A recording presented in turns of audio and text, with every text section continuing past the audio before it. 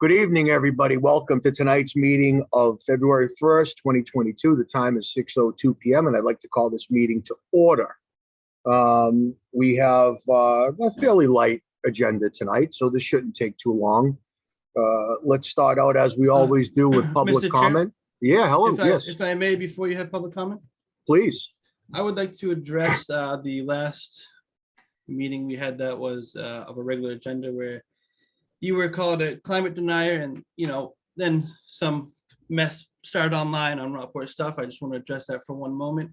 When I was elected, I was reached out by Selectman Campbell the very next day, and we set up a meeting together and we spoke.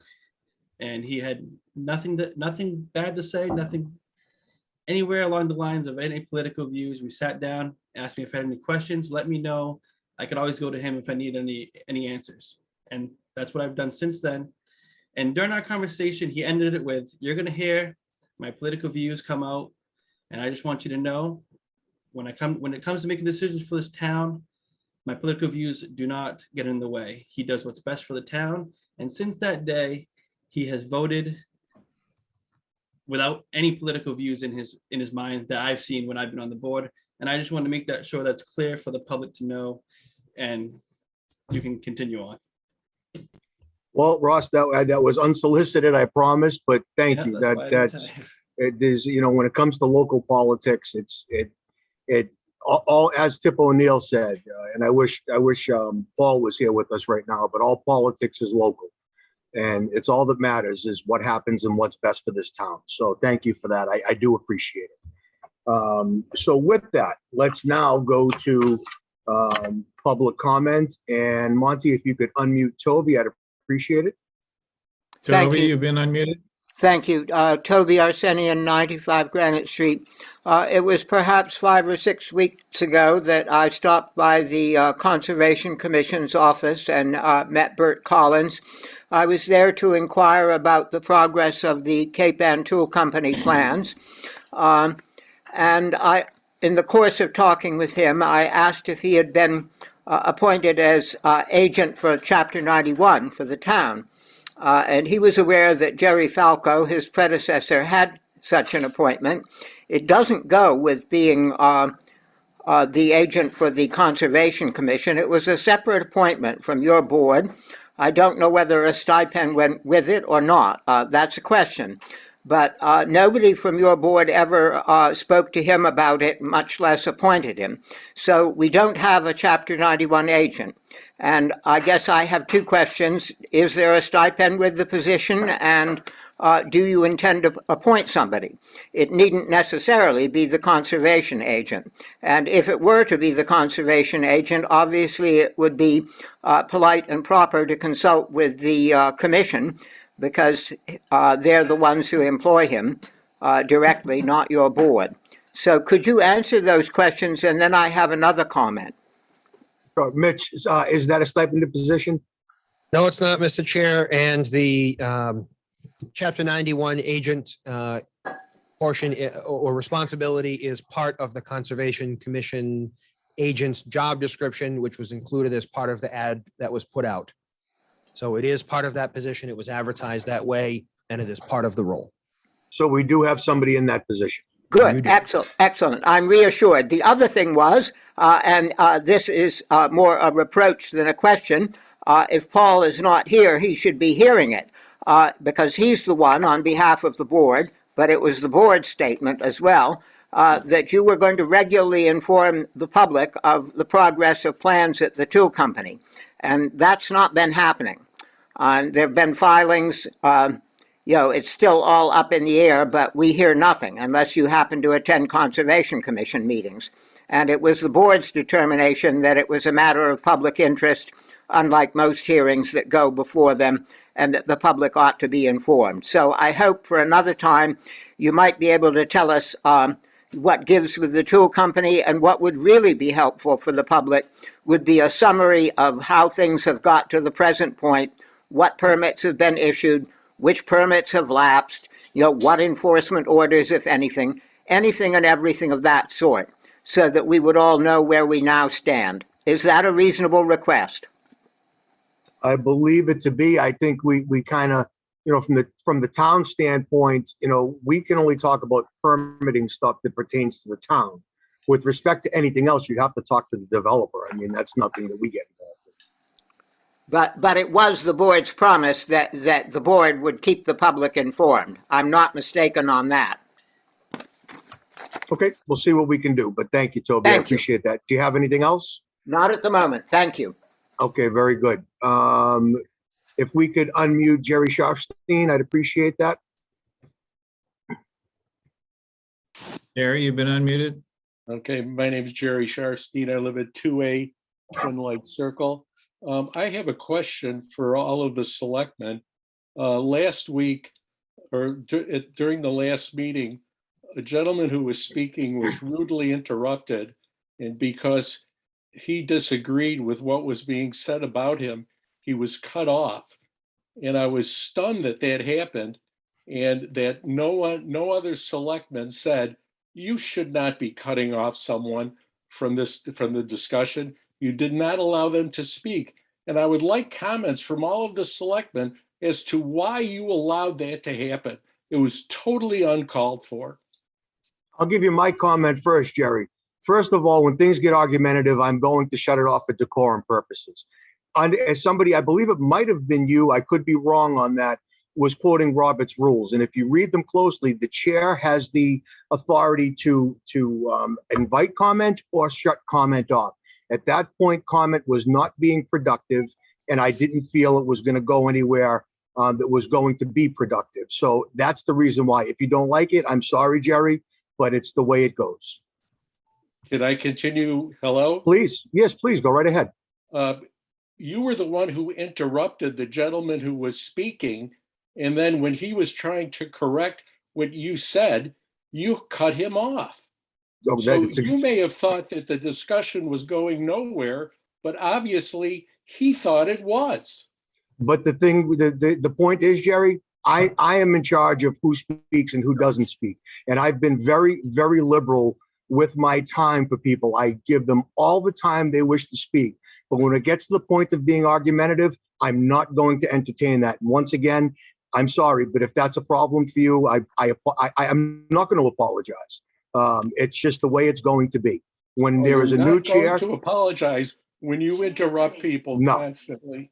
No, I don't do it constantly, Jerry. Let's not be over the top on this. I'm not being over the top, sir. Okay, thank you. Do you have any other comments? Nope. Okay, thank you very much. I appreciate it. Is there anybody else? We have two more, one more. Laura, please. Monty? Laura, you've been unmuted. Hi there. I'm Laura Evans from 77 High Street. And I wanted to thank the Green Community Task Force for the tremendous amount of great work that they've been doing. I mean, I understand they've bought some $700,000 worth of grants to the town, and I strongly support the selectmen in encouraging and empowering and trusting this group that is absolutely essential to Rockport. And they're all volunteers. They're extremely experienced, and they've contributed so much to this town. I hope that following what happened at the last meeting, and I agree with Jerry on this. I mean, I was just appalled at how they were treated. And I think they really need our respect, and we need to encourage them to keep working on behalf of the town and not weigh them down with bureaucratic requirements that will slow them down. You know, we should hurry to keep up with them because they're doing really important work for the town. And I wanted to thank them publicly for that. Thank you for letting me speak, Chairman. My pleasure. My pleasure. Thank you, Laura. Do we have anybody else who would like to speak? Raise your hand, use the hand raise function, wave furiously. Is there anybody else? Hearing none. Okay, we will be moving on to item C, the National Grid public hearing. Is there a motion to open the public hearing? Yes, Mr. Chair. I move that the Board of Selectmen open a public hearing on the petition of the National Grid for the installation of two 3-inch concrete encased PVC conduit and all appurtenances for electric service to 7 Lighthouse Lane. Second. Motion's made and seconded. Further discussion? Hearing none. Roll call vote. Selectman Brackett, Aye. Selectwoman Wilkinson, Aye. Selectman Murphy, Aye. Selectman, who am I missing? Selectman Lilia, sorry. Aye. How could I forget you, Herm? Selectman Campbell votes aye. Motion carries 5-0. The hearing is now open.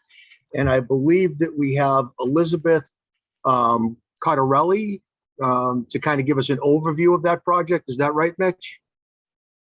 I believe that's From correct, National Mr. Grid? Chair. I think Elizabeth is here. She is. Yep. Okay, I see her. Monty, she's unmuted already. Elizabeth, how you doing? I'm doing well. How are you? Very well, thank you. Thank you for being here tonight. Why don't you just give us a little overview of what's going on here so the general public has a good understanding of this? Sure, and thank you for having me. My name is Elizabeth Cardarelli. I'm a representative of National Grid. I'm in the engineering department. Our office is at 44 River Street in Beverly, Massachusetts. Our request for underground conduit for 7 Lighthouse is to provide them with electrical service for the new home that they're building on that lot. The underground conduit will travel off of pole 1270 to the private way, and then it will be taken up the private way on the private property from that point. Sounds pretty straightforward. All right. And we are on the the public session of this. So are there any questions from the public that people would like to ask? Please raise your hand, use the hand raise function.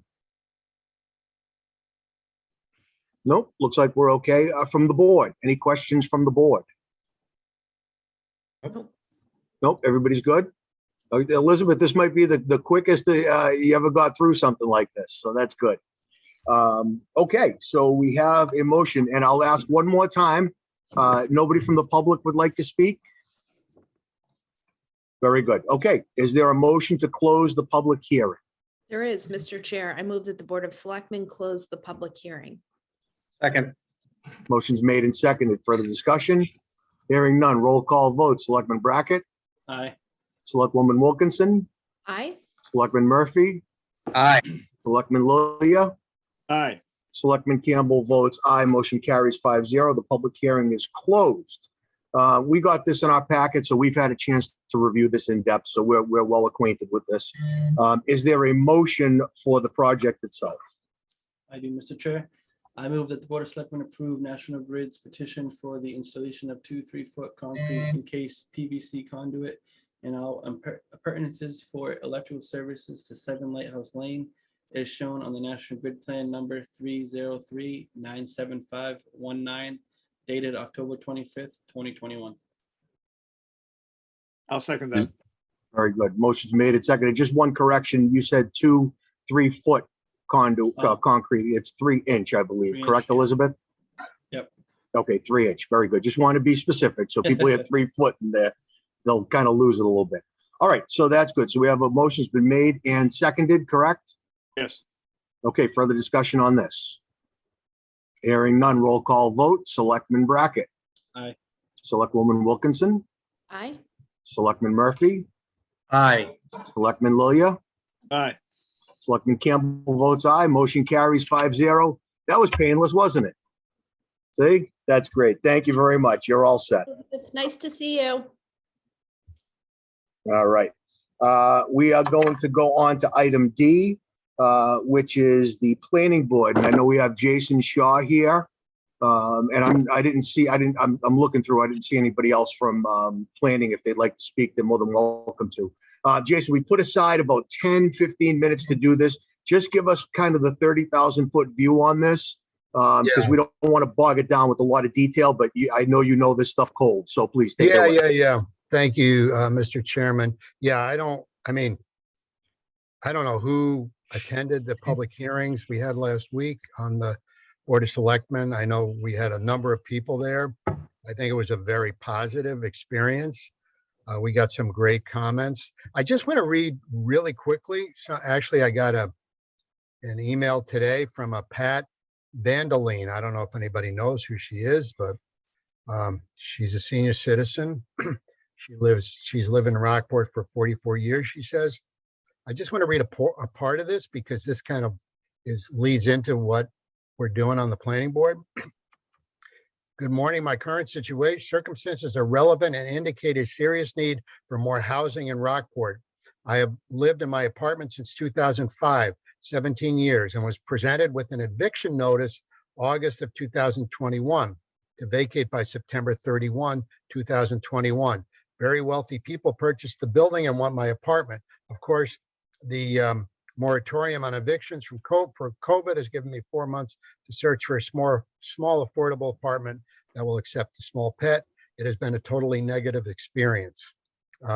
So she has basically says that she really wants, to have more housing in Rockport that someone like her can afford. And that's kind of, if I have a central theme behind what we're doing on the planning board, they're in addition to making some changes to the existing zoning, which have some outmoded definitions, have some definitions that don't relate to anything, have some things that have to be tweaked that haven't been done for a long time. We worked with MAPC, the Metropolitan Area Planning Council, on this for months. I think they've done a very good job. But the other thing they've done is there are 3 things here, and all of which are important. Number one is the accessory dwelling unit provisions in the zoning law. This would expand the ability of properties to have accessory dwelling units, both either within the existing residence or separately in a garage, or let's say some other outbuilding that has been unutilized. This is in conformance with what the state of Massachusetts has said we need in areas like Rockport. We're considered a MBTA community because we do have a train line, and the state is saying we need more affordable housing. And when I say affordable, I don't mean subsidized. I mean housing, even at market rates, that people can afford to live in. So one of the things we're doing with the zoning is we're expanding the ability to have these supplemental residences. However, going hand in hand with that, we wanted to make sure that this doesn't turn into a boon for Airbnb and VRBO. We expressly prohibited those new ADUs, the ones that are going to be constructed maybe in the future after this zoning law is passed, from using them for short-term rentals. So that's a very important protection that people should know about. The second thing is, and I know Herm knows about this because this was the genesis under his watch as a chairman of the planning board, was what's called it's a village overlay district, or the transit oriented village overlay district is what the name is now.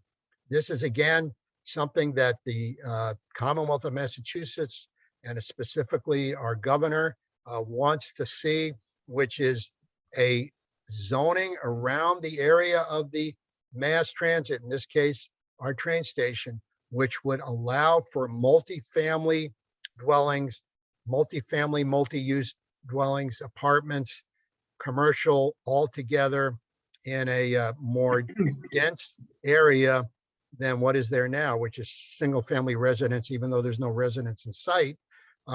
Single-family residential housing. This would be a multifamily overlay district.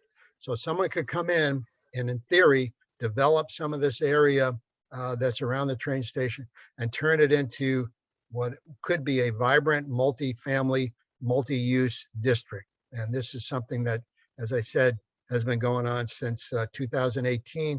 But now we've got the Commonwealth of Massachusetts saying, you must do this. You have to do this to provide affordable housing. The third and last thing that is part of this is the open space residential development. This is basically turning the subdivision law on its head. What we're going to do is hopefully require that subdivisions, any subdivision in Rockport, be a conservation subdivision. That would be as of right. In other words, they don't need special permission from the planning board or the zoning board to do it. They would do it as of right, which would mean that any new subdivision would have the housing more concentrated in a smaller area, and therefore have protected open space around that development, which would be forever protected and forever preserved as being open space. So those are the three things we've been working on. I think all of them were well received at the public hearing. We got some really great comments from members of the public, which have, helped us in terms of framing these, because this is I mean, I'm not saying this myself, but I can tell you other people have said this. This is the biggest zoning amendment change that the town of Rockport has ever seen in recent memory. So it's a big deal, and we've been working on it, and I think it's going well. So that's pretty much it, Mr. Chairman. I hope I've kept it brief, but I think I've covered everything, You absolutely did, Jason. Thank you so much. That was extremely helpful. And I know we're gonna have some questions from the board. If I may, I'll kick it off here. Is there, on the transit-oriented development, is there a size limit, a story limit associated with that? Or could you see a 5-story, 6-story building down? Well, no, yeah, that's a good question. Certainly, we're not doing any, sliver buildings that are 50 stories high in the town of Rockport, but we are going to be, it is a bump up from what I think it's 38 feet. I think that's the height in the regular zoning is 30 feet. And the reason for that is because we want to make sure that these buildings have architecture that's consistent with, the kind of flavor of Rockport. We want to have sloped roofs with peaks on them and not flat roofs. So we're giving them, an additional 8 feet to do that. And, the idea is you're going to have shops on the first floor, commercial on the first floor. So we're not supplanting the commercial that's there now, but there'll be commercial on the first floor and residential on the second. Again, people have to understand, this is not, the town of Rockport isn't building this. We're not, this isn't being done. This is zoning that would allow a developer, should a developer come in and want to do this, allow them to do it. It may never happen. There may never be a developer to come in to do this. All we can do is facilitate the zoning to allow it to happen. So that's the answer to your question. Good, thank you. Very, very concise. Thank you. I appreciate that. And my last question is, you talked about the VRBOs and the Airbnbs.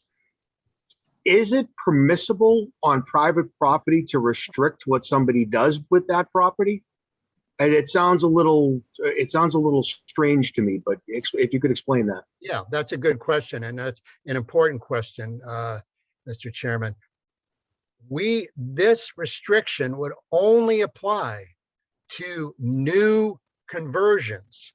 In other words, an accessory dwelling unit that is being converted. If you want to create an accessory dwelling unit on your property under this new accessory dwelling unit law, then the quid pro quo is you get a building permit, you get a C of O, but you agree that you're not going to use the property for, flipping it for rentals that are short term. It does not affect any property that currently has a short-term rental. They're free to do whatever they want. This is only for new construction where a building permit is required. So that's the trade-off. If they want to do it, because the rules are more relaxed than they have been, if they want to do it, then they have to agree to limit it to long-term rentals for people to live in or families to live in, for not just there for a month and being kicked out for, to make a big buck on a summertime rental.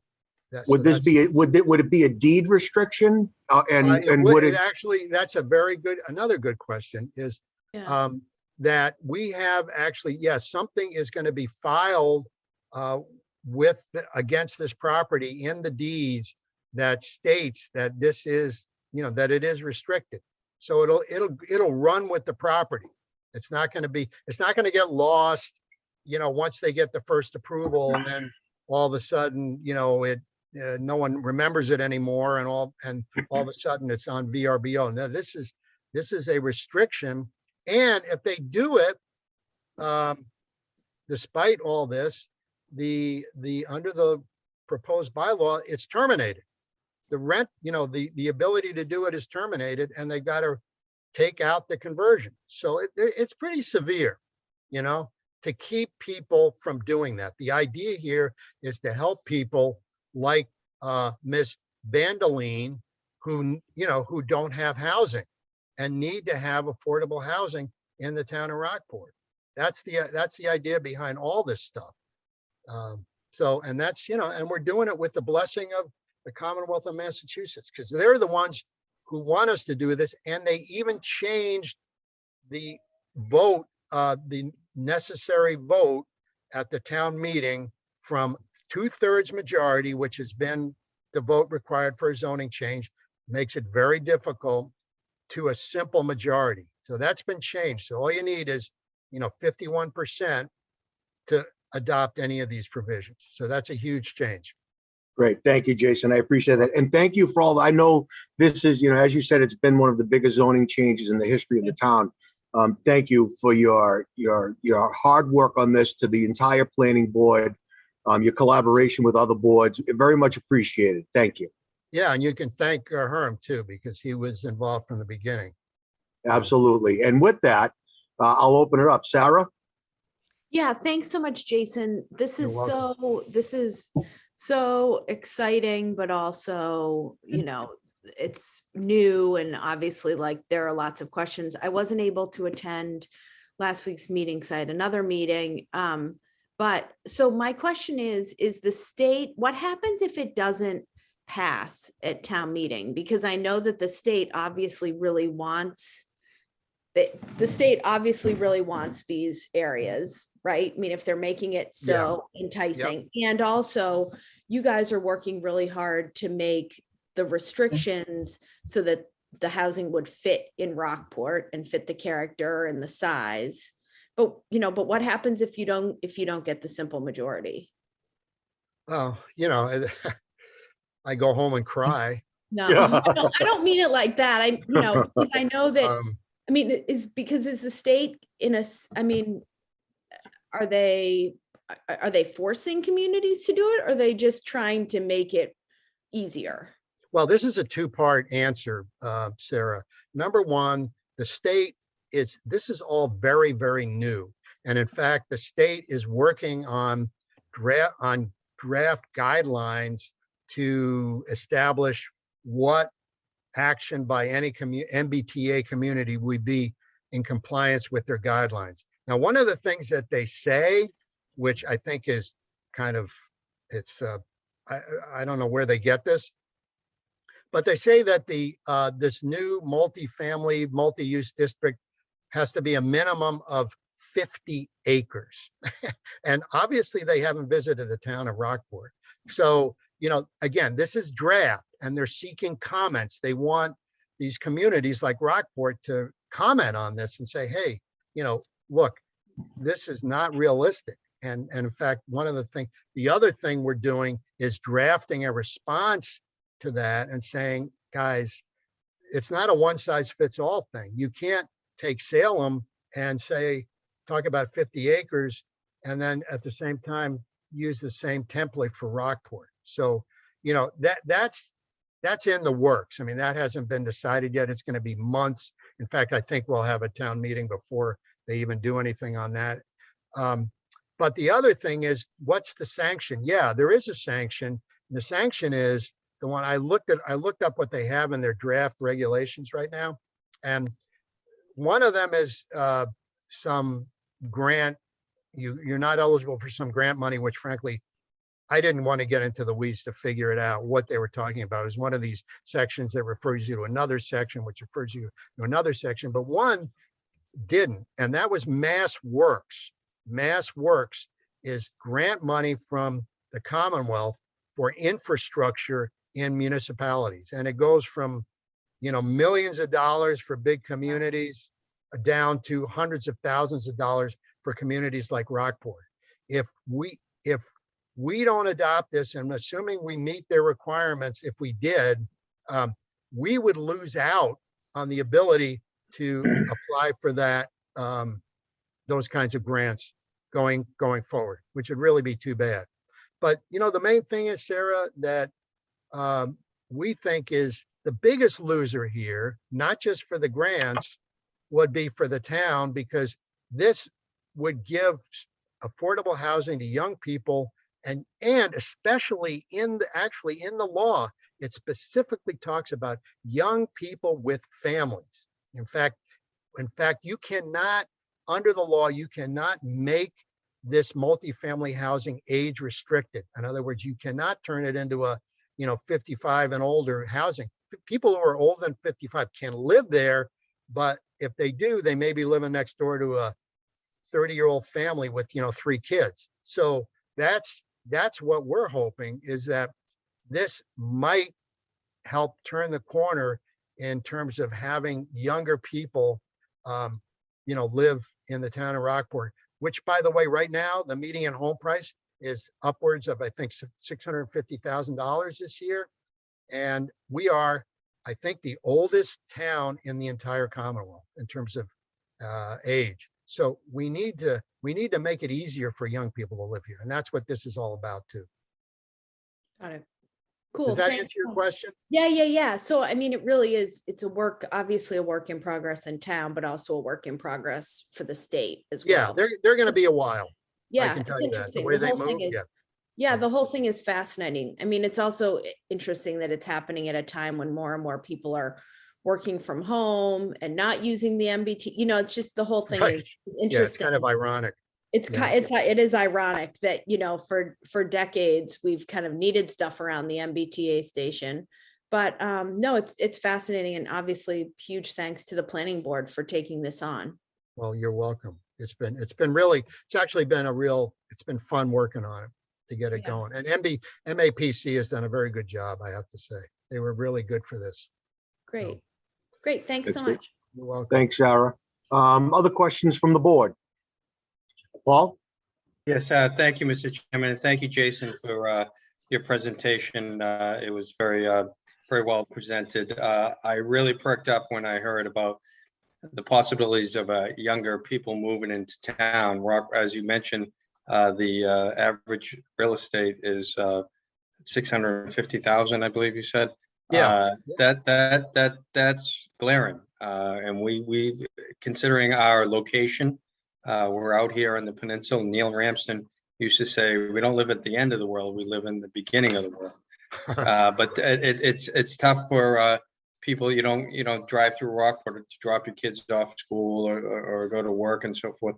So if anything we can do to encourage families and affordable housing for people, I'm all for. So again, thank you for your presentation. I'll be watching this very thoroughly. Yeah, well, thank you, Selectman. One other thing I just wanted to add, people say, oh, one of the things we hear is, well, we don't want anything to change. Rockport's such a wonderful town, et cetera. And our answer to that is, things are changing. You don't even know it, things are changing. When you have a median home price of $650,000, that's a huge change. And that's going to just continue in that trend. So if you think by doing nothing that everything's going to stay the same, it isn't going to stay the same, and it hasn't stayed the same over the last few years. I think guided progress is the best way to put that, with what you folks are doing. So great job. Thank you. Selectman, you're very welcome. Selectman Brackett, Selectman Lilia. All set. Good. Go Herm? ahead. I'll talk last. How's that? I will. Ross is all set, so you're up. All set. Well, what can I say? Jason, I appreciate your enthusiasm. There was a time when I don't think you're enthusiastic, but you appear to be now. That's good. And I would like to acknowledge Cameron Smith, who was instrumental in starting all of this. And it does go back to 2004, 2005. I don't mean that, 2014, 2015. And he certainly worked hard on bringing money into the town to start the preliminaries and assess the town for the needs.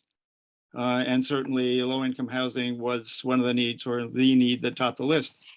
I have in front of me a document from the Division of Local Services, Massachusetts Department of Revenue. And the average single-family assessed value of Rockport right now is $738,000. So it's higher than, what can I say, higher than was mentioned before. As I look at the proposal, I have the same concerns that you do. I think there is an interpretation, however, of the state guidelines, which has not yet been mentioned. The interpretation is that the 750 units that they're talking about is in fact both new and old units. So when there is a full assessment of the available low-income housing in Rockport, low-income housing, if it exists, would be added into the total combined old and new. Further, that the segment of the landscape that has been identified as for TOVOD is of course small. It's only 12 acres. And as you have Actually already 13. indicated, well, it is if you use the other side of Railroad Avenue. But what I'm saying to you is, I don't think that using the other side of the Railroad Avenue or the intersection of Summit Avenue, King Street, Railroad Avenue, and Granite Street is a good choice. I think that there has to be some effort to go in the opposite direction. And I even advance with some trepidation, but I have my own reasons for saying it, advance the area out beyond Pools Lane. I know there's a conflict there, and I'll send you a letter, the board a letter on that conflict. Conflict, of course, is over a well field. But the fact remains is that to incorporate this TOVOD into that intersection mentioned, which also encompasses Victorian structures of distinct Victorian structures that are there, as well as granite structures, is moving this into an area that is characteristic of Rockport and sacred to those who grew up in Rockport. And includes the old horse trough and the town pump and so forth and so on. It is not necessarily obvious to those who didn't grow up in Rockport, but it is to those who did. Anyway, yeah, there's a great step forward here. Glad that the state is in fact encouraging it. There was always this fear, as was the case when we had hearings before on this very topic. A lot of opposition was voiced. Nobody seemed to see the benefit of it, but now the state is encouraging that benefit, and I think we also see it. So yeah, more power to you. Keep going. And anyway, I hope for the future.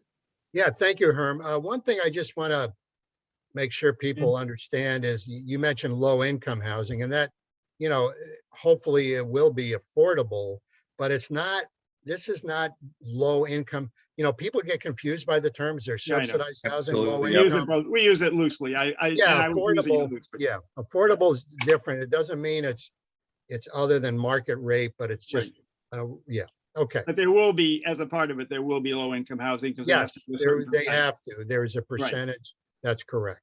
Right. Okay, anyway, go for it. Thank you. Great, thank you. All right, Jason, anything in closing?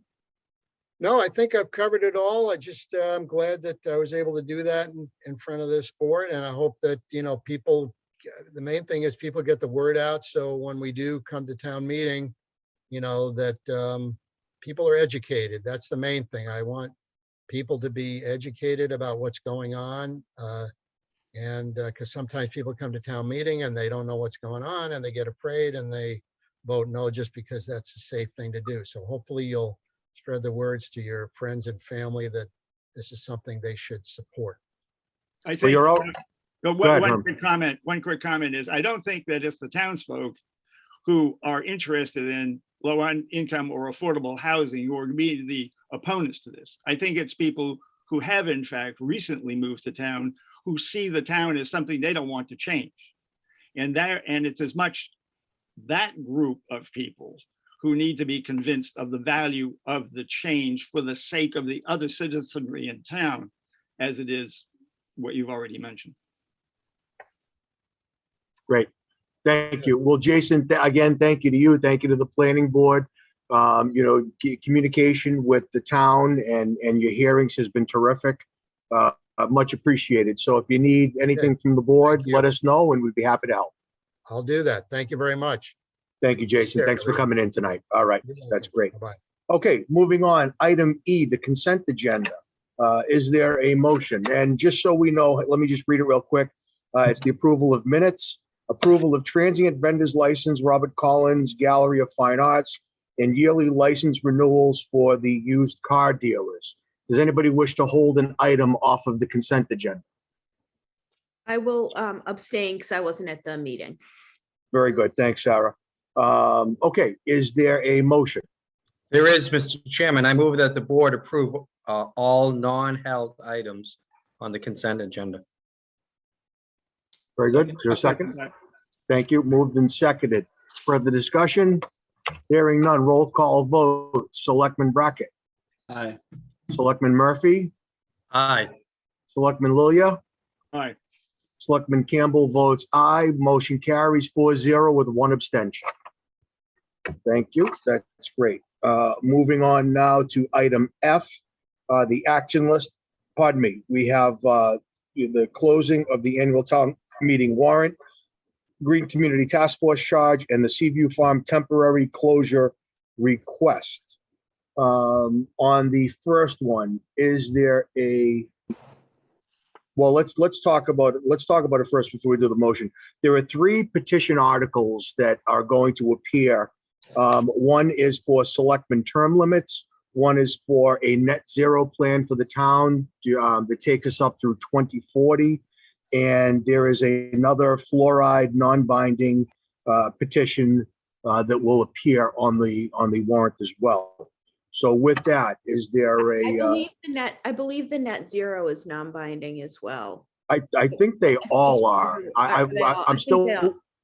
I think so too, but just, I think it's more of a resolution, right? I haven't read them yet, so we're going through. Go ahead, Mitch. Sure, correct. It is a resolution. It came through. They come through as a petition the same way. But my discussion with the lead petitioner, it is a resolution and will be put on as such on the meeting. And council, as they always do, will review and offer a determination on binding versus non-binding once we prepare the warrant. Yeah, and just sorry, just to add in, I didn't, go ahead. I just said that just so that everyone knew, just in terms of it being on the warrant. Michael Kelly has reached out because I guess the group putting on the net zero proposal has also approached the school committee as well, and we'll be visiting their meeting. I assume that they will come visit ours as well in the spring. Very good. Can we have a little clarification on the term limits for BOS? I haven't seen this yet, but Mitch, if you want to opine on that, go right ahead. You have the article. And Mr. Chair, so it is at a minimum very similar to one of the articles that was at the last meeting. I need to make comparisons between them. These all came in Friday afternoon and we were obviously in storm prep mode. So it would be an amendment to the bylaws relating to a person shall serve on the Board of Selectmen no more than a lifetime total of 9 years. Upon enactment, any person who may be affected by this limit may serve out their current term. And it's in relation to petitioning the general court to allow a change. So And again, who's we'll, oh, I'm sorry, go ahead. no, that's it. Who's sponsoring this? The 2 names for petitioner at the top are William Tobin and William Wagner. Yeah, okay, thank you. Just want to be clear. Thank you. Very good. And well, Mitch, if they're petitioning the general court, then is that? Council will make the determination on the binding versus non-binding piece. Okay. All right, good. All right, so let's take our first one, close annual town meeting warrant. Is there a motion? Yes, I have a motion, Mr. Chair. Please. I move that the selectmen close the annual town meeting warrant. I'll second that. Motion's made and seconded. Further discussion? Hearing none, roll call vote. Selectman Brackett, Aye. Selectwoman Wilkinson, Aye. Selectman Murphy, Aye. Selectman Lilia, Aye. Selectman Campbell votes aye. The annual town meeting warrant is closed. Next item is the Green Community Task Force charge. This is something obviously that we visited last week. There's been, so I know some folks have put some things together. There's going to be some discussion. So I'm just going to open it up for discussion on the board.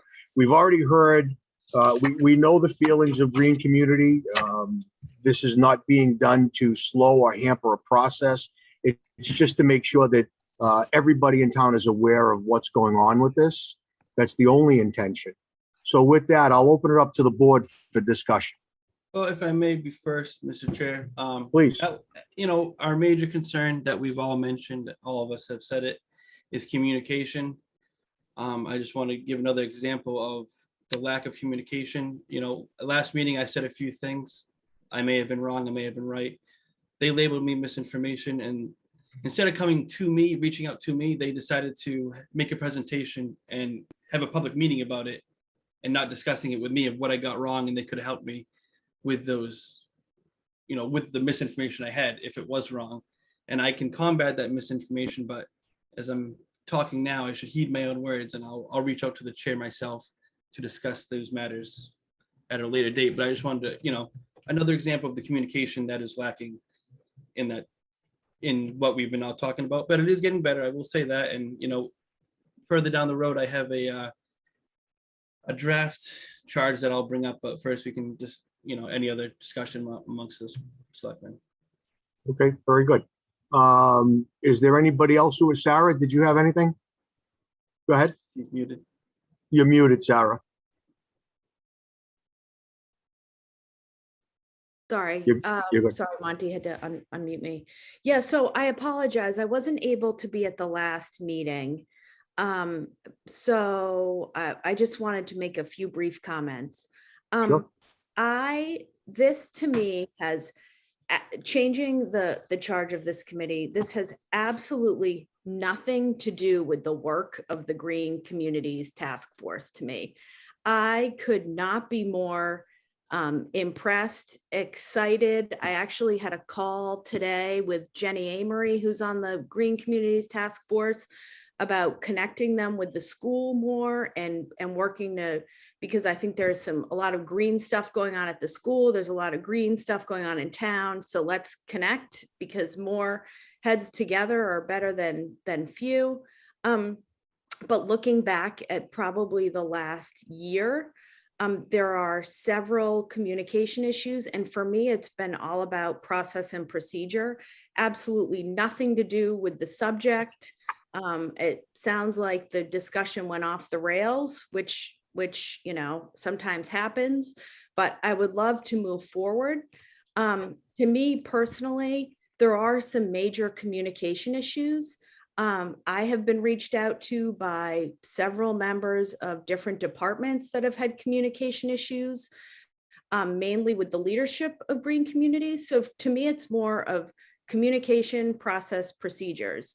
I would love to see us move forward. If we have to change the charge, we change the charge. But I actually think even more important is I think we need to look at kind of a policy and procedures. Mitch and I actually had a brief discussion about maybe a potential handbook for committees and task forces, and these are non-statutory committees. So I'm not talking about a handbook for like the Board of Appeals or the DPW commissioners, a handbook more for selectmen appointed committees, because I think there's a lot that can be approved upon, not just with Green Communities, but several committees. And we need to be better communicators about how things need to operate. I actually watched the last Green Communities meeting from last week, and there are some open meeting law issues that I think need to be learned, and that's on us. We always say the buck stops with us as selectmen.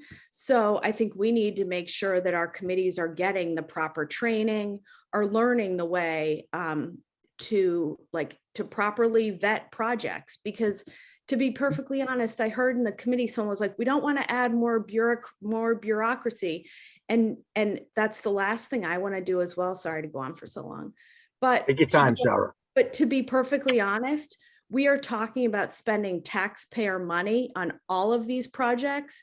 And it's all of our responsibility as the stewards of that money to make sure that projects are fully vetted properly by every committee, and to do it the right way. Sometimes it adds time. I think that, there are ways that we can streamline things, and that we need to work together. That with increased communication can help. But I really think that if we can improve the processes and procedures, we will be in a much better place. But for me, this has absolutely nothing to do with the work of the committee. Right.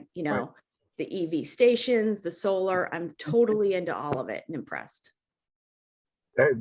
Sarah, very, very well stated. Thank you for that. Paul? Oh, thank you, Mr. Chairman. I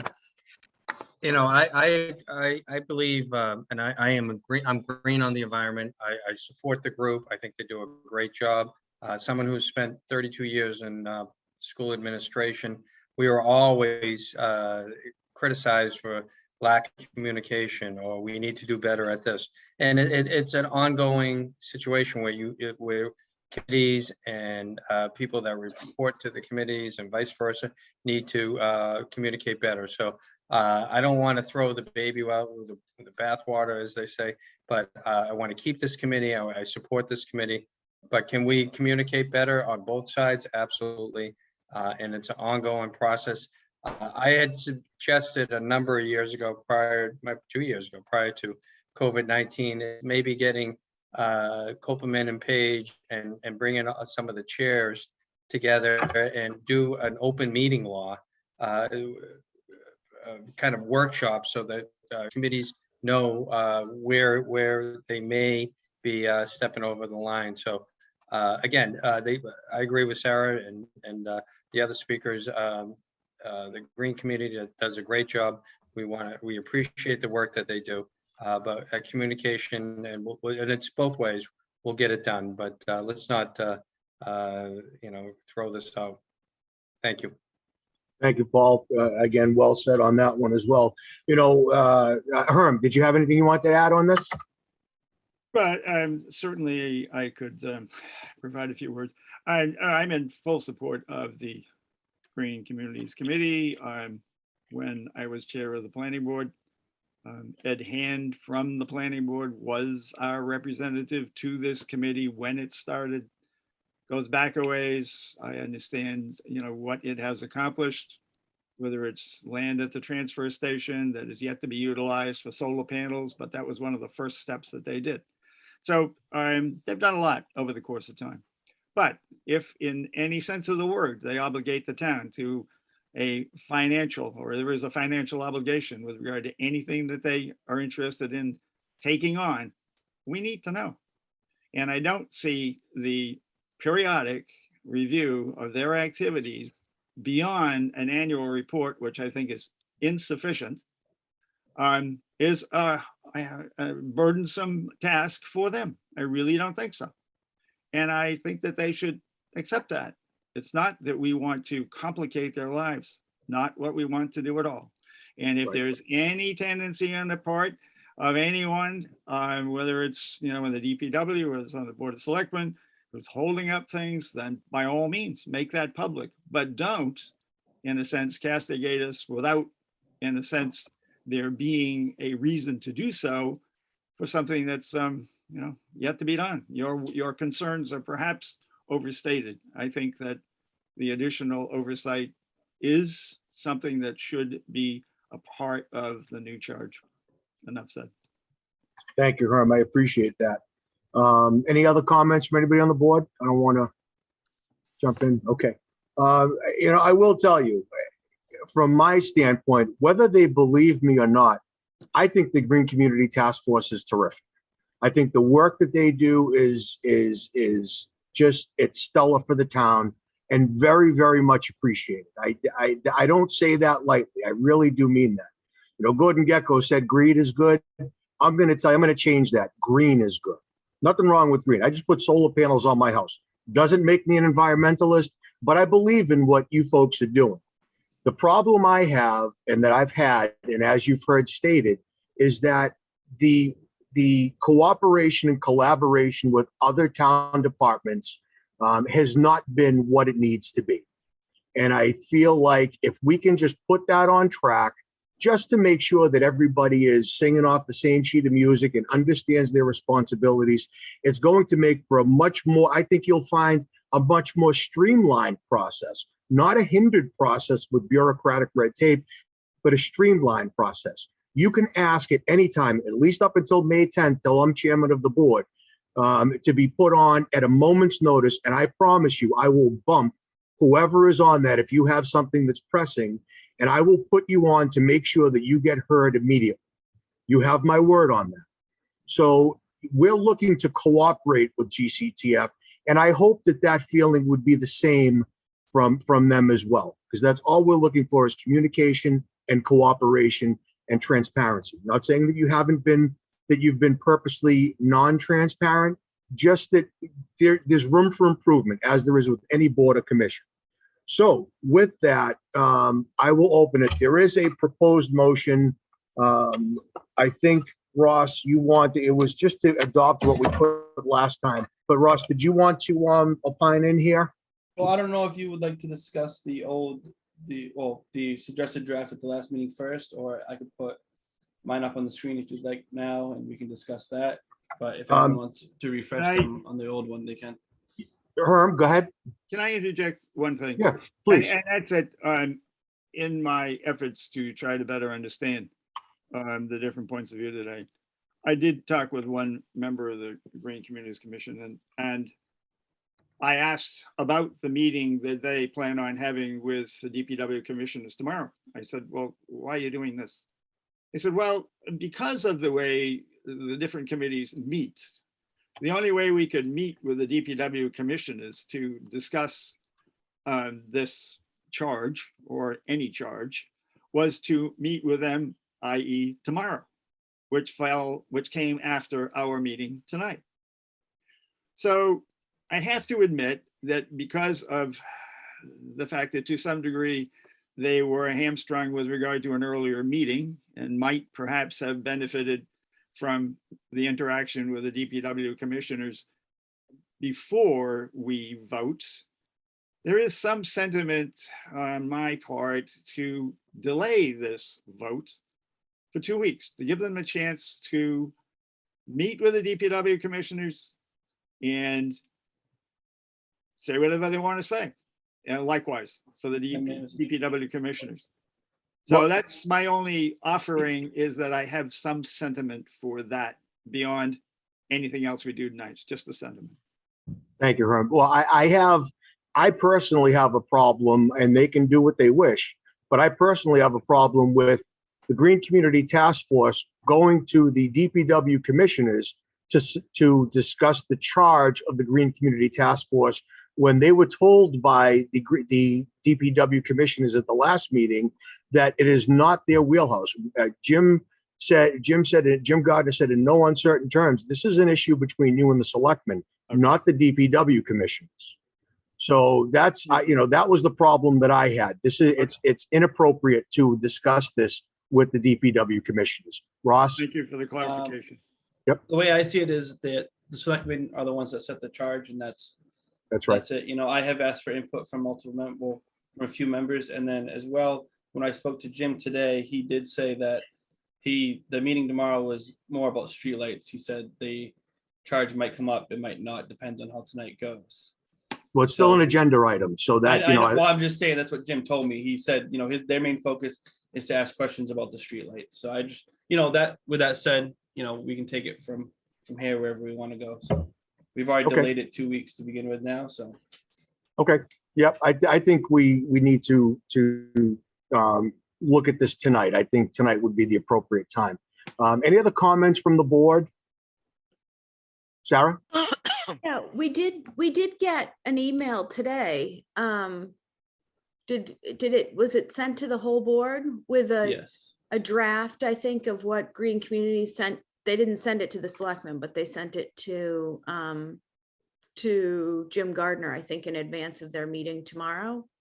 The only thing I got was, it's talking about the ERP to show you have a path to achieve mandatory.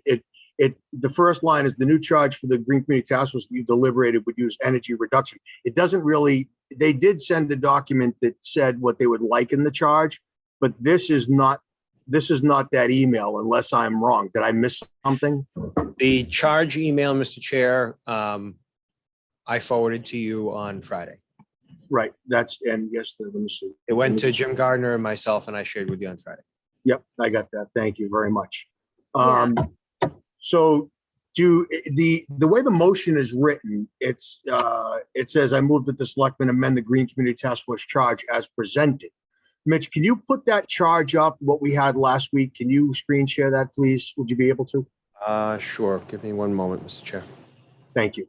Because, I mean, obviously I wasn't at the meeting, I wasn't at the first meeting, but to be honest, I thought your charge looks fine. I also thought some of their suggestions in their charge looked fine. I'm happy to kind of make a compilation of all of the suggestions that we feel are best. It obviously wasn't sent to us, so I'm. Can I, if I can, Sarah, I think you're right. But I think I'd ask you to look at it in a bit of a different way. I think the charge change is necessary, but I think you make an excellent point with respect to the policies and procedures for all non-statutory commissions and committees. And I think that's where you kind of get down into the weeds on things. I think the charge should be just very general on an overview to give guidance. And I think the policies and procedures, which I applaud for every committee, would be fantastic. I mean, but that's a bit more of a heavy lift, which would take a bit longer. So I think if we can just tweak the charge a little bit to make sure that we're all on the same sheet of music, and then we can go to work, and we'll take this one up first if you want. I don't care. And put something together. Go ahead, Mitch. So, Mr. Chair, what's on the screen now is what was discussed in your last meeting and what I forwarded to the board and GCTF the day after. Okay. So we read it at the last meeting. Does anybody need any clarification on this, or does anybody have any suggested changes to it? Well, as I said before, I have a full draft change. So this charge we have in front of us right now, I don't think the DPW commissioners have to be involved in the approval process. And as well as when we talk about projects undertaken shall be in line with the ERP, that will eliminate projects like the EV stations and, even composting further down the road if that ever came to fruition. So those are some of my new issues that I've had with this now that I've looked over and learned a little more, because the ERP is energy reduction. EV stations don't really accomplish that in the sense that they're supposed to. So that would eliminate those type of projects in the future. And that's why I've written my own draft up. So. Mr. Chair, do you want me to stop the sharing so that Selectman Brackett can put his up? Yeah, just one thing before you do that is, Mitch, Ross, as far as the DPW commissioners, almost all projects that the Green Community Task Force is involve the DPW commissioners in some way. That's why I thought it was better just to have a line in there that says, just consult, just talk to them and tell them what's going on. Yeah, that's all, and make sure that everything's in. So, but the DPW commissioners will probably be involved in 95, if not more % of the projects that involve GCTF. Yep. So, if it comes out, I don't have a problem with it as long as we're talking openly and everybody's working together. That's all I care about. So with that, go ahead, Ross. Do you want to take over? I know you said you had some. Do you want to screen share that?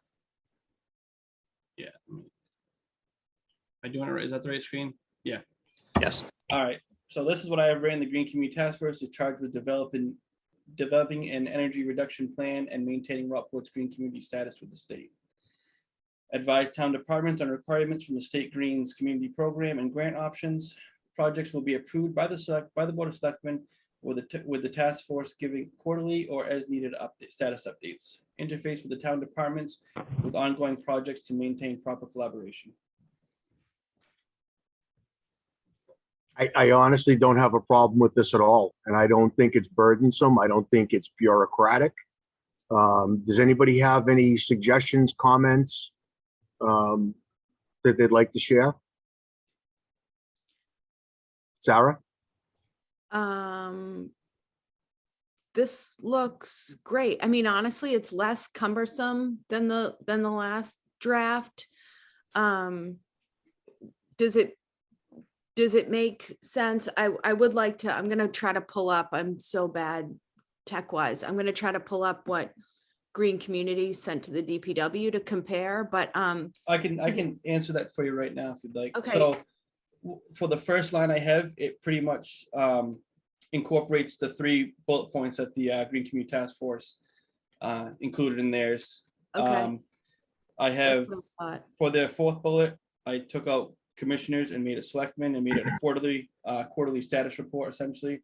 And, you know, I think when we go down that route, if there's nothing to report on, that's where the liaison would come in and say the project's going as planned. You know, that way because there's not really an update and the project would just continue on as it was planned to when they presented it to the Board of Selectmen for approval. Yeah, so would it make more, Russ, this is a draft, looks great. Would it make sense then to say projects will be approved by the Board of Selectmen or DPW commissioners as appropriate, with the task force giving quarterly or as needed status updates? See, for me, I talked to Jim and Bruce. I wanted to keep the DP commissioners out of it, just so down the road, if they want a project or if we approve a project and then they have to approve it too, but then they have a whole bunch of questions and it needs to change, then it has to go back in front of us to change those so we approve it again.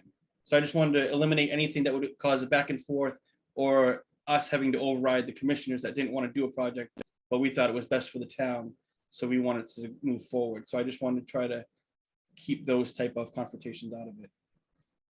Whereas all the projects would just go through us as the leaders of the town.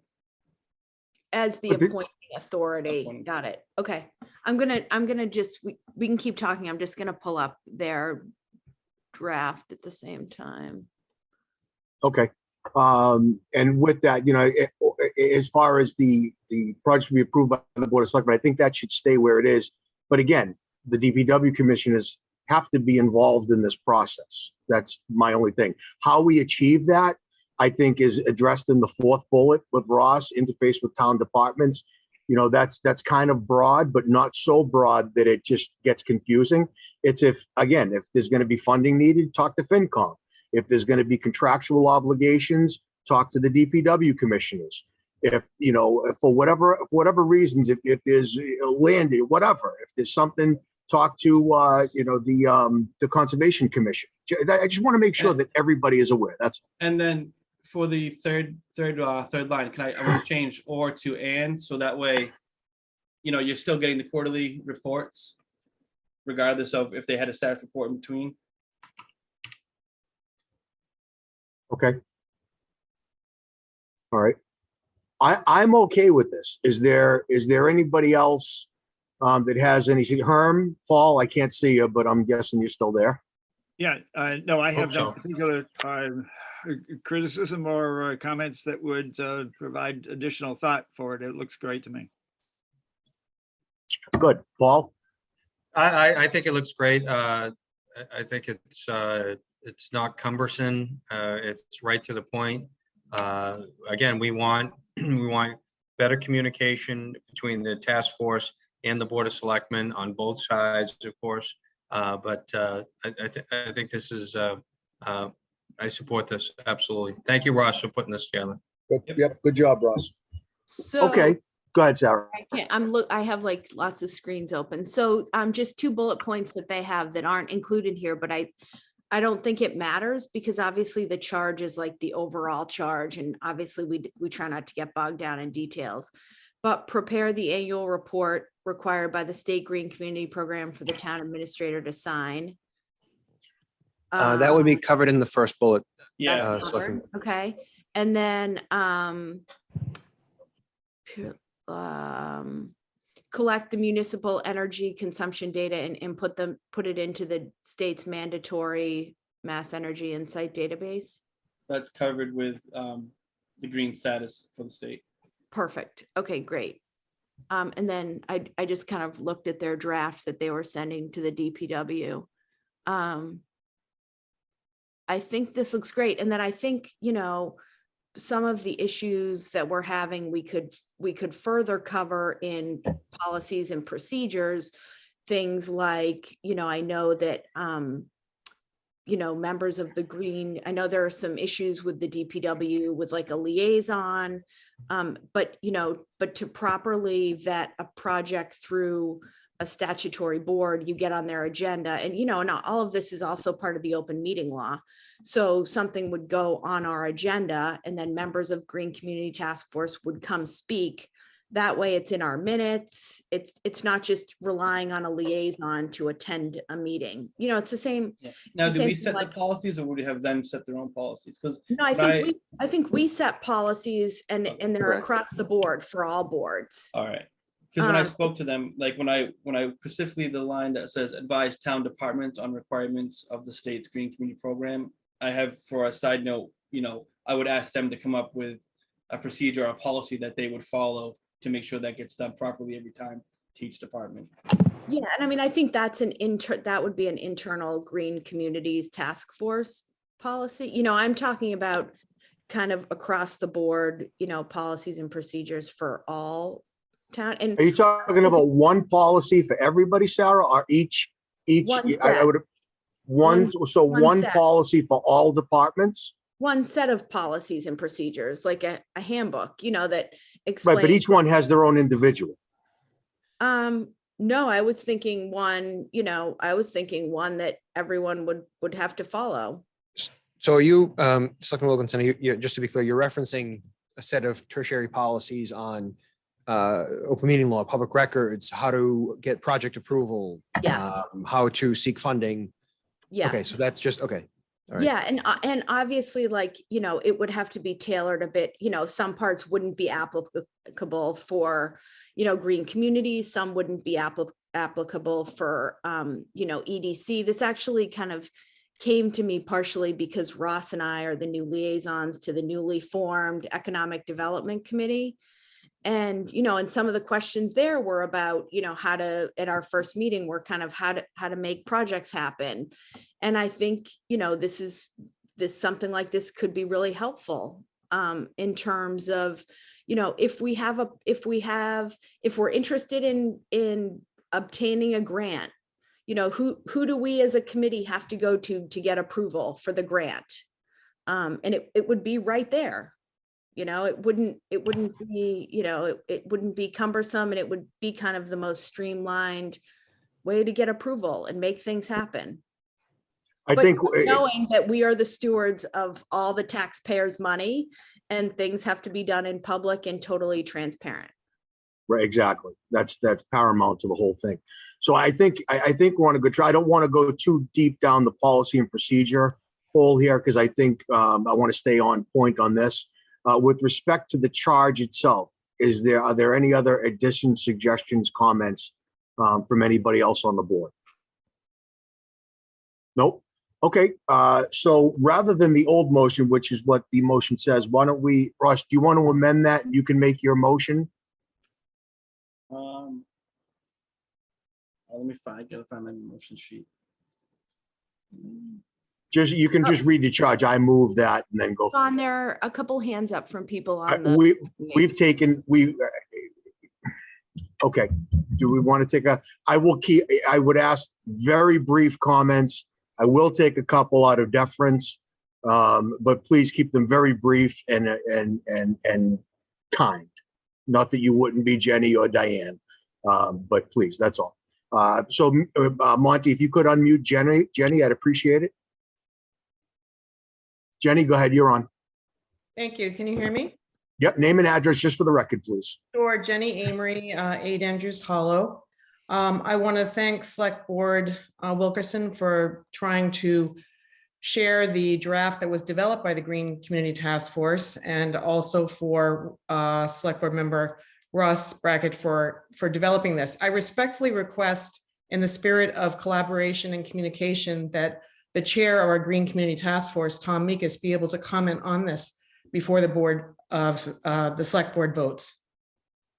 Thank you, Jenny. Monty, can you unmute Diane, please? Diane, you Diane, go ahead. Name and Yes, address for the record, please. Diane Finch, 215 Granite Street. Thank you. First, I want to thank Ross Brackett for putting so much time into this and asking people questions to understand it really well.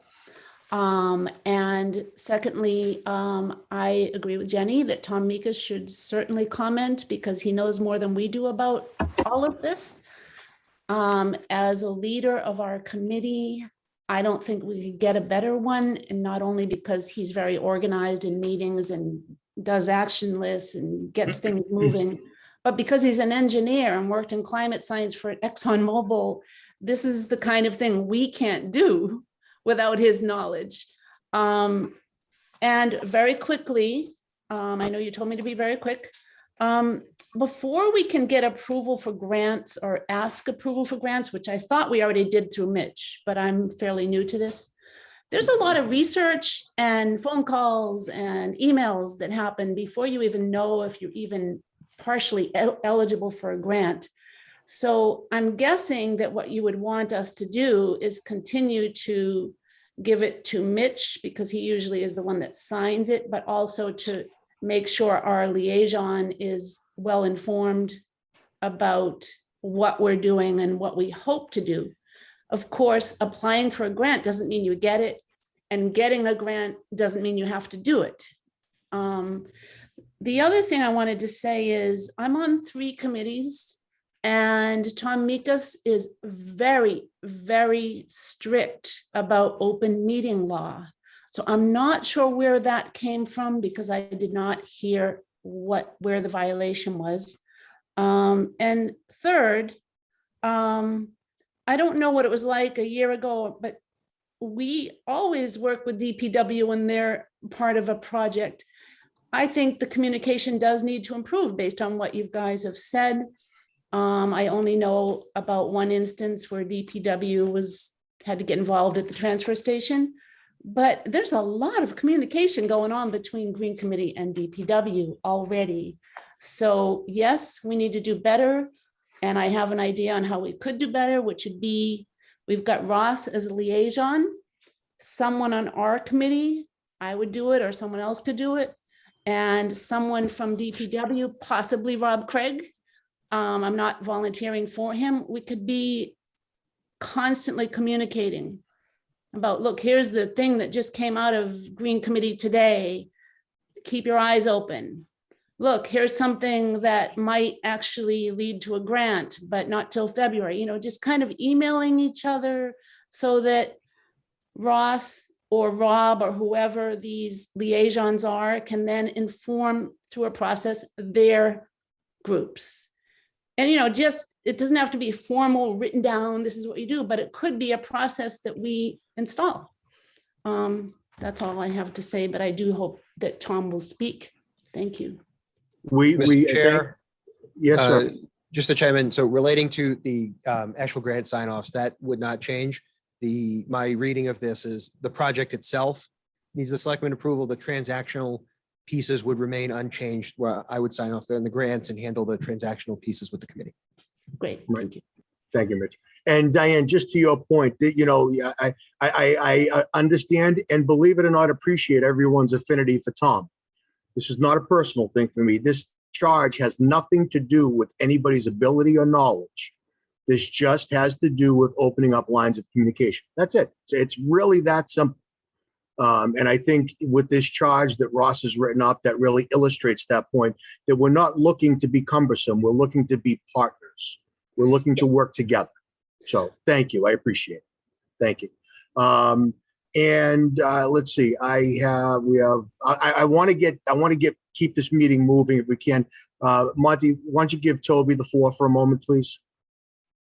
Toby, you've been unmuted. Thank you very much, Toby Arsenian, 95 Granite Street. Sarah Wilkinson said something that greatly delighted me. Speaking of grants, she said, things have to be done in public and totally transparent. And that's all one would hope.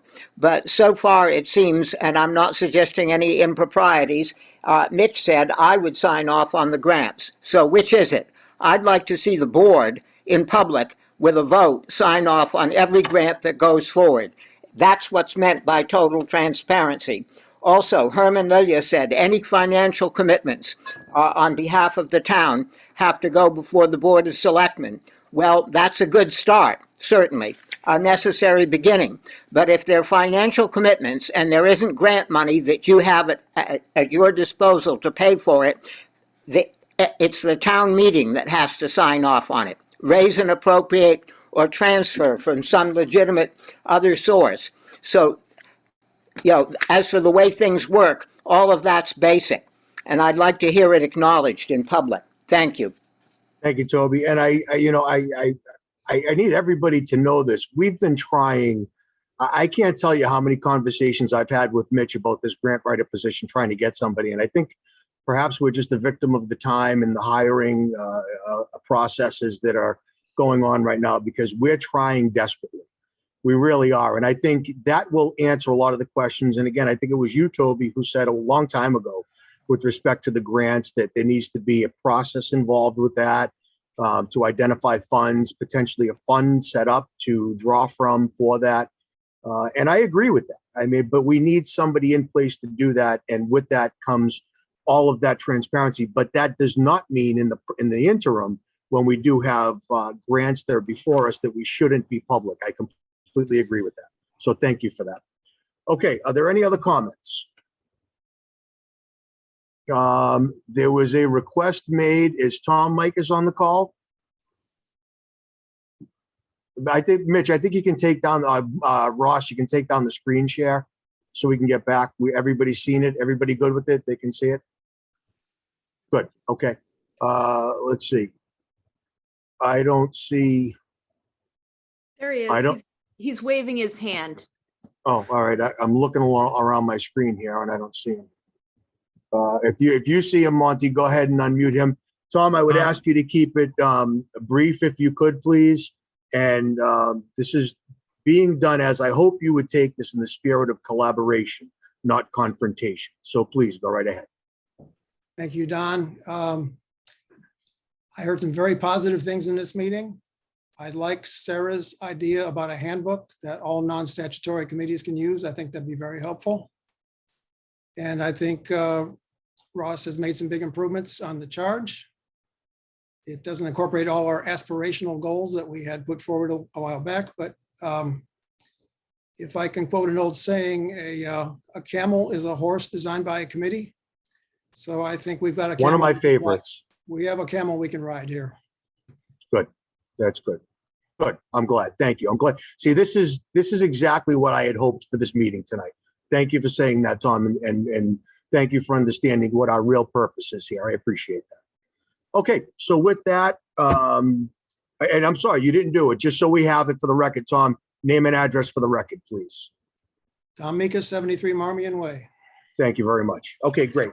So with that, is there a motion on the charge as presented by Selectman Brackett? You want me to make a motion and read the charge, or? You can't. Yeah, why don't you do that just so it's clear and it's read into the record and we have it. I move that Selectmen amend the Green Community Task Force charge to read: the Green Community Task Force is charged with developing an energy reduction plan and maintaining Rockport's green community status with the state. Advise town departments on requirements of the state's green community program and grant options. Projects will be approved by the Board of Selectmen with the task force giving quarterly and as needed status updates. Interface with town departments with ongoing projects to maintain proper collaboration. Perfect. Motion's been made, and state that you stated that as a motion, correct? Yep. Put the I move. Okay, good. Is there a second? I'll second that. Thank you. The motion's been made and seconded. Is there further discussion on the charge? Hearing none. Roll call vote. Selectman Brackett. Aye. Selectwoman Wilkinson. Aye. Selectman Murphy. Aye. Selectman Lilja. Aye. Selectman Campbell votes aye. Motion carries 5-0. We're in good shape. That's it. That worked very well. Thank you to everybody, Green Community and the Board of Selectmen. Thank you for your input from Green Community. And honestly, we do look forward to the projects you have coming down everybody knowing what's going on and getting some good things done for this town. So thank you, everybody. Okay, moving on, we have our third item, a Seaview Farm temporary closure request. They're looking to close Tuesdays and Wednesdays for the next 2 months. Is there a motion? I do, Mr. Chair. I move that the selectmen approve Seaview Farms request to temporarily close on Tuesdays and Wednesdays during the months of February and March for 2022 only. I'll second that. Motion's made and seconded. Further discussion on this? Hearing none, roll call vote. Selectman Brackett. Aye. Selectwoman Wilkinson. Aye. Selectman Murphy. Aye. Selectman Lilia. Aye. Selectman Campbell votes aye. Motion carries 5-0. That closes out the action list. We're going to move on to the Board of Selectmen and Town Administrator updates. We have the fiscal year 23 budget, the COVID-19, and the town administrator evaluation. So Mitch, I will turn it over to you and you can take it and give us an update, please. Okay, thank you, Mr. Chair. The FY23 budget, as discussed at your budget public hearing last week, was transmitted last night on your behalf to the Finance Committee. So we have moved into that next phase of the. Lost you, Mitch. Mitch, we lost you, buddy. Sorry about that. That's okay. The big piece of the budget we're still waiting on is the final health insurance renewal rate. Again, we're holding 8.5% right now. It's a sizable chunk of money. So once we know what our renewal will actually look like, we'll have some further edits to the budget, and hopefully that renewal is less than that. As you're aware, the renewal over 5% also has an impact on the school's budget and the portion that they pay towards health insurance. So we're hopeful that that comes in lower than 5%, certainly, and then we'll continue to offer different adjustments to the Finance Committee for their consideration as we move forward. So that is going forward now. Again, we are steadily moving forward to town meeting on April 2nd with this. And then, of course, with the warrant now closing, we can prepare something related to that. I expect that the moderator will probably want to come in and speak with the board at some point at your next meeting or the one after, relating to where we stand with COVID and any plans relating to town meeting. So we'll certainly plan to have him come in and speak with you on that. COVID-19, we have gotten confirmation that the individual test kits that we ordered based on the Board of Selectmen's vote from a couple of meetings ago has shipped. So we are just waiting for its actual arrival here. It's been a number of weeks, so we're glad that it's finally rolling. When it does actually arrive and we have them in hand, we will make a code red announcement and let everyone know when we will have community distribution for those test kits. So as soon as we actually physically get them here in Rockport, we will make that announcement. And it will certainly be, again, widely publicized, and it'll be in a way where we can quickly get the tests into people's hands. So more to come on that. Can you help with that, Mitch, when it happens? We will. That'd be We will great. need a number of folks. It will most likely be a drive-through model up at the high school. So we'll finalize that and the date once we get them here. The only other item I have is the storm from this past weekend. Yes, please. You know, certainly it was significant. One of the biggest challenges that we've faced with Mother Nature wise in a number of years.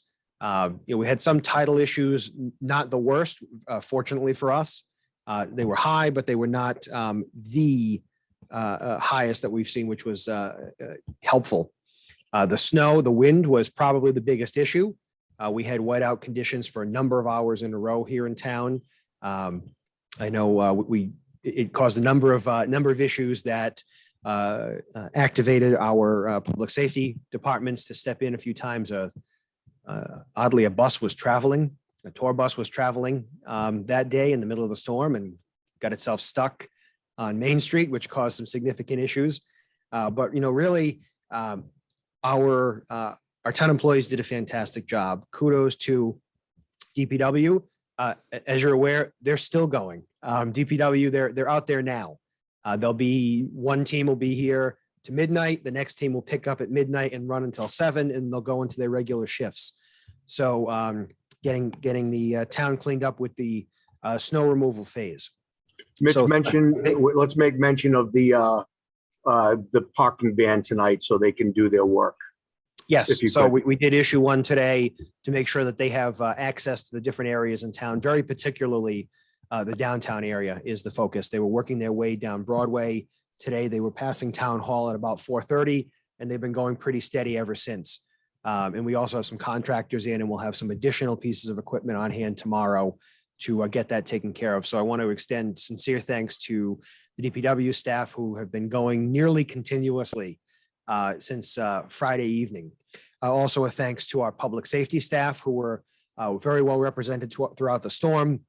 Everybody pitched in.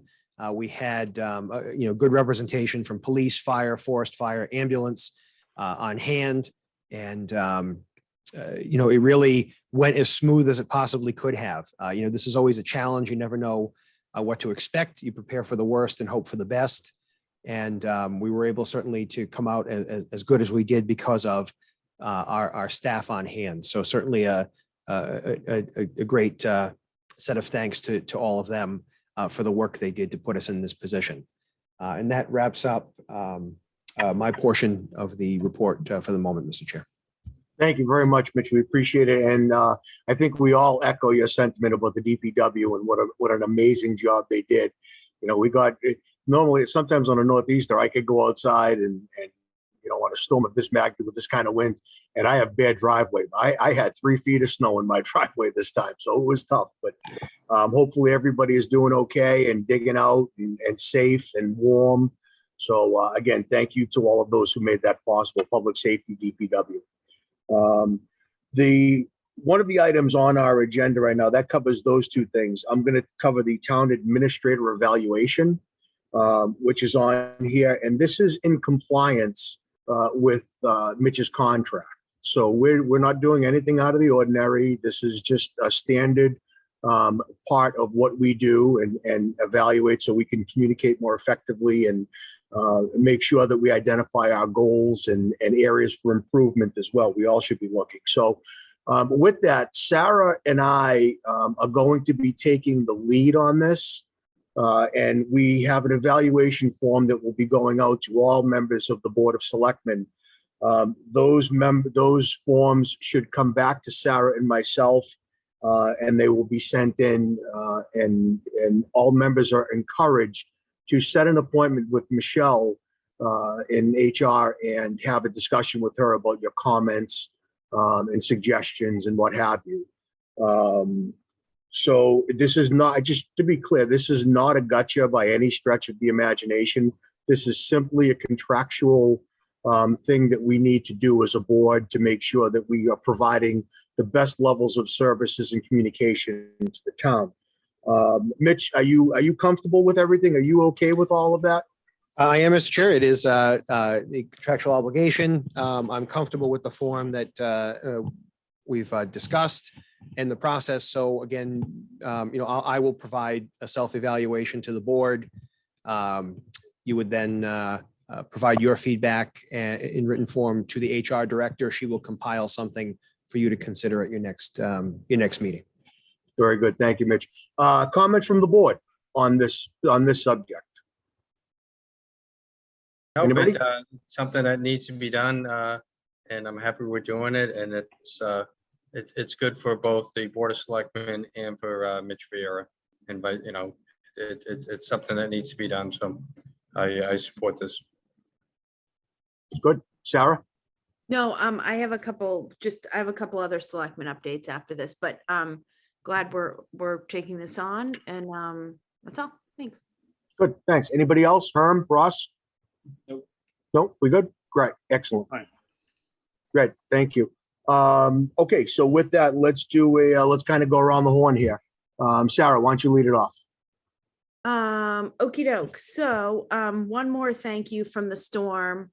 Mitch, of course, skipped himself, but I'm sure the board knows the effort that Mitch put in kind of leading the town's efforts. And I will tell you that having been on the board for like 500 years at this point, our storm response just gets better and better. And between, Mitch, all the emergency services, we could not have been in better hands. The communication to the board was awesome the entire time. So thanks, Mitch. I know that you as well as lots of other town employees were away from your families through the storm, and just a thanks from all of us to working to keep us all safe throughout the whole storm. Leaving Mitch out of those thanks on my end, I apologize. You're absolutely right, Sarah. Good job. Thank you. Good.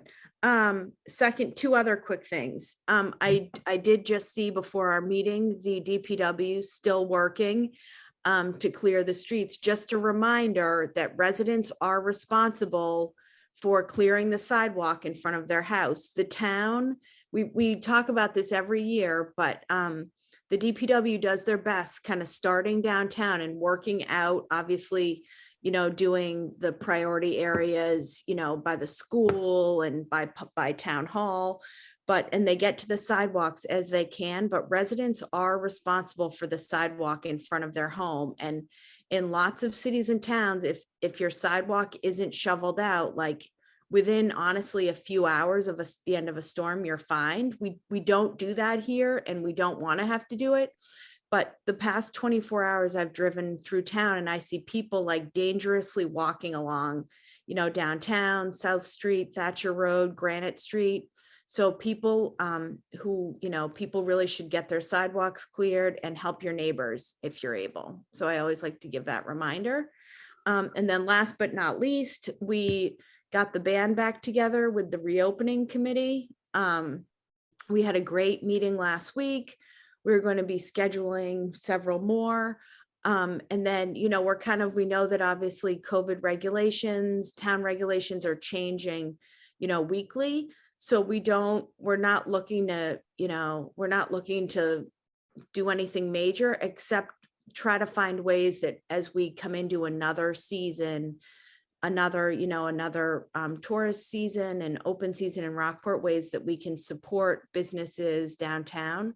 So in the next few weeks, we're going to be scheduling another listening session for all business owners in town to kind of join and say to them, how can the Board of Health, Board of Selectmen support you guys more, knowing that regulations are changing, but just to give people a way to kind of air some ideas, and also so that they know that in the dead of winter here, which we know can be long, that we're here, we're working for them. We're going to kind of reinforce and explain again where the resources are, the town website, Board of Health meetings, Board of Selectmen. So I'll keep everyone posted on that.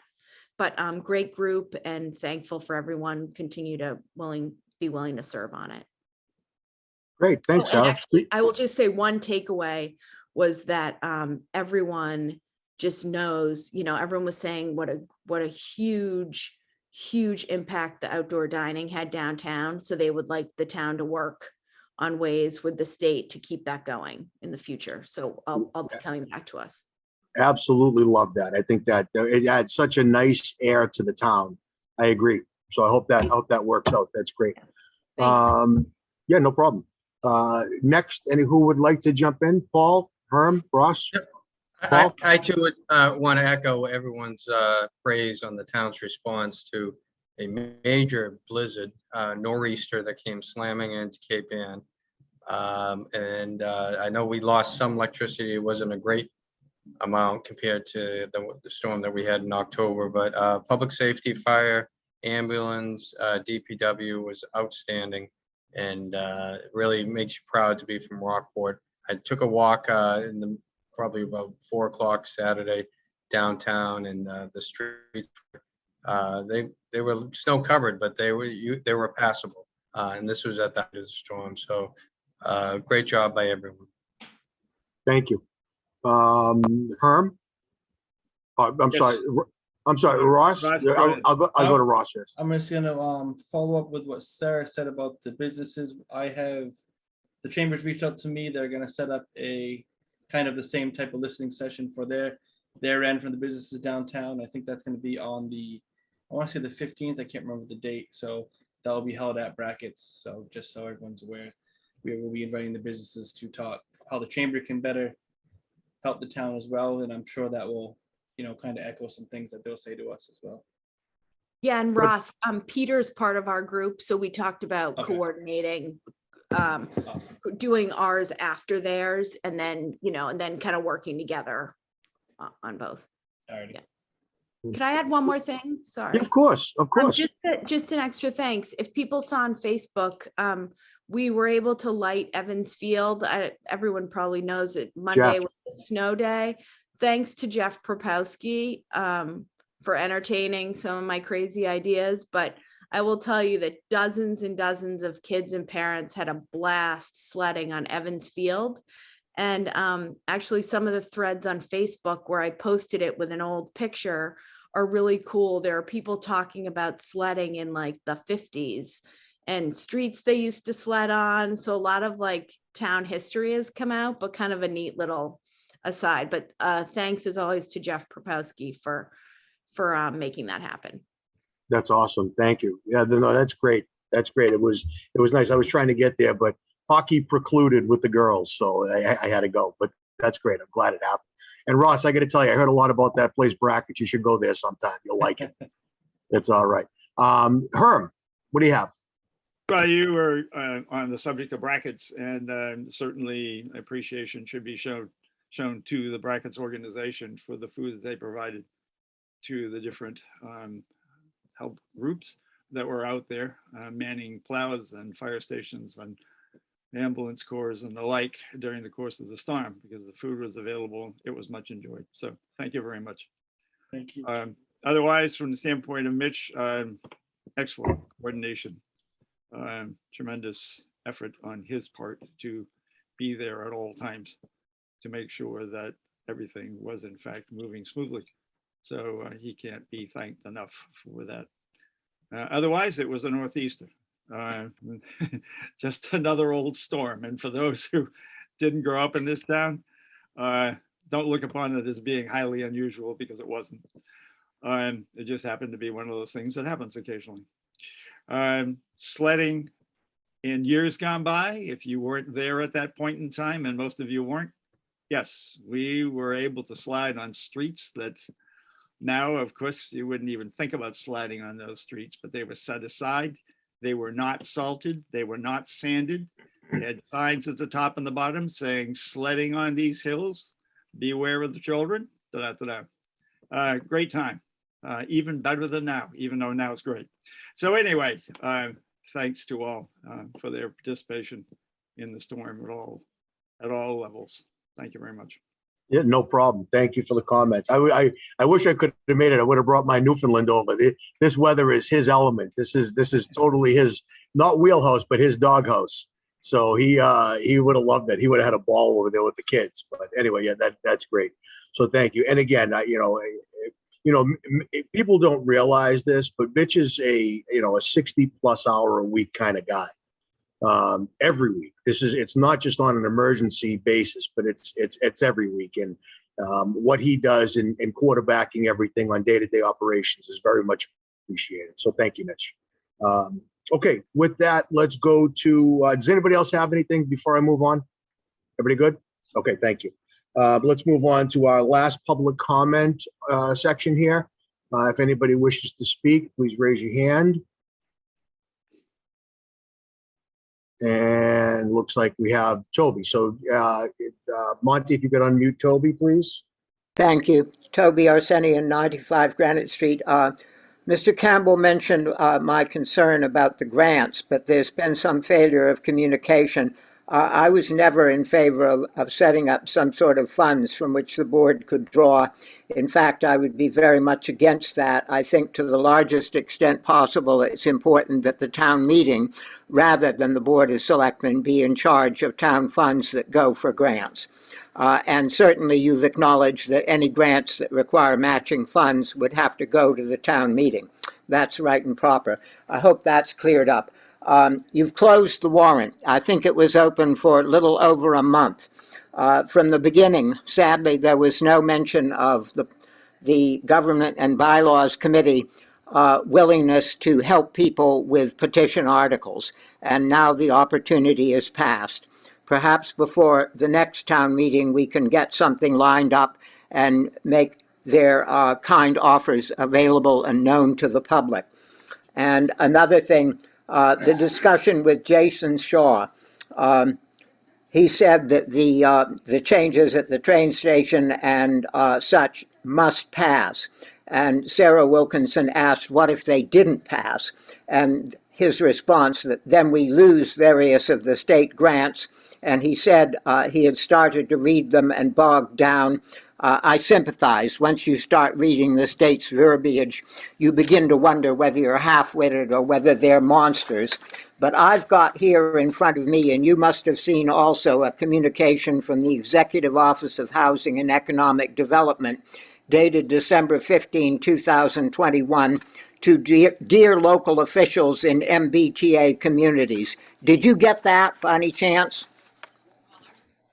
I don't recall it, Toby. Did we get it? Well, because I don't remember seeing it. Well, you definitely should have got it, since you're local officials, and it would be you and the planning board who would be most concerned. And it actually lists the grants that we would be in danger of losing. So I'll read what it says. An MBTA community that fails to comply with this section shall not be eligible for funds from 1. The Housing Choice Initiative as described by the governor in a message to the General Court dated December 11, 2017. 2. The Local Capital Projects Fund established in Section 2 EEEE, all capital E's, of Chapter 29, or 3, the Mass Works Infrastructure Program established in Section 63 of Chapter 23A.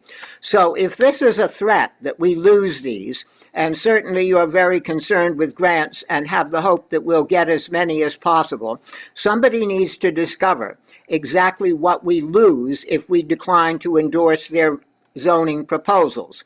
That is, those 3 sets of grants, how much have we got in the past year? How much have we got of those 3 sources in the past 5 years? So it shouldn't be just some sort of vague threat that the sky will fall if we don't do as Jason Shaw and company suggest. Back to his presentation, there was mention of the number of units that would be produced at the train station. You're required to allow 15 units per acre by right, and they say 50 acres. The area that the planning board has come up with isn't anything like 50 acres. And there need to be some calculations done up to the planning board, but you should put it to them on how many units we're authorizing if any of this actually happens. They're supposedly the planning board, and it's grossly irresponsible to open the doors wide and say, oh, well, this might happen, that might happen, none of it might ever happen. The voters need to know what we're saying yes to. Does any of that make sense? It does, but I would say they are not supposedly the planning board. They are the planning board. Alas, no. I'm sorry? I said, alas, no. Right, yeah, okay. So I would say if you have concerns with any of this, Toby, you need to talk to them because they're the ones to affect the change. You have a tendency to use us as a conduit for other committees. Now, I brought them in tonight so we could hear from them firsthand what was going on because it's something pretty major and important. But if you have a problem with what they're doing or a question, I think it's best addressed to them.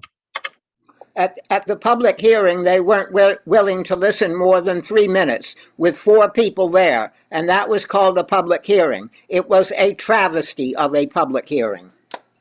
Well, again, they are a separately elected board with their own things that they attend to. So I would have to defer to them. I'm sure that Eric, I'm sorry. They'll be made aware of your concerns, and then we can take it from there. So I'm not dismissing you, Toby, but I think it's best to talk to them. Thank you. Is there anybody else? Did you have anything else, Toby? No, thank you. Okay, you're very welcome. Is there anybody else for public comment tonight? Nope. Okay, good. So with that, we are going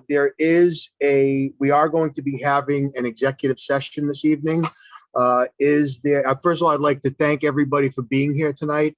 I'd like to obviously invite you to the next meeting. I'm glad that things were on the track that they were tonight. There was some tough questions. There was some good debate and dialogue, and I think we did a good service for this town tonight by working together and showing the value of that. So I think that's great. With that, is there a motion for executive session? There is, Mr. Chairman. I move that the Board of Selectmen enter executive session pursuant to General Law, Chapter 30A, Chapter 21A3, to discuss strategy with respect to litigation. If an open meeting may have a detrimental effect on the litigating position of the public body and the chair so declares, votes may be taken, will not reconvene in public session. I move that the Board of Selectmen enter executive session pursuant to General Law, Chapter 30A, Chapter 21A3, to discuss strategies with respect to litigation regarding Back Beach Neighbors Committee versus Town of Rockport, United States District Court, CA number 120-CV-11274, NMG. If an open meeting may have detrimental effect on the litigating position of the public body, the chair so declares, votes may be taken, will not convene in public session. I move that the Board of Selectmen enter executive session pursuant to General Law, Chapter 30A, Chapter 21A2, to conduct strategy sessions in preparation for negotiations with non-union personnel, town administrative. Votes may be taken, will not reconvene in public session. I move this that the Board of Selectmen enter executive session pursuant to General Law, Chapter 30A, Chapter 21A3, to discuss strategies with respect to litigation regarding Back Beach Neighbors Committee versus Town of Rockport, Land Court, CA number 21, MISC 000174.